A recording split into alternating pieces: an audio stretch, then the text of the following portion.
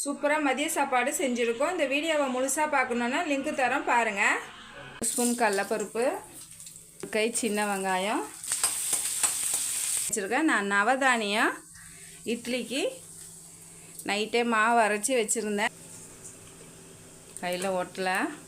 இப்போ சட்னியும் நான் ரெடி பண்ணி வச்சிட்டேன். இட்லி எடுத்து பையனுக்கு கொடுத்துடலாம். ஊற வச்ச கடலப்பருப்பு,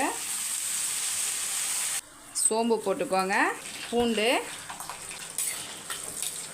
அரை மூடி தேங்காயில் ஒரு அரை ஸ்பூன் சோம்பு போட்டு அரைச்சி ஊற்றிருக்கேன். ஏன்னா மொச்சக்கொட்டை அதனால தான் சோம்பு போட்டு நான் தாளிச்சிருக்கேன். சாதம் வெந்துட்டுருக்கோம் நம்மளுக்கு. இங்கே பாருங்கள் வெந்துருச்சு.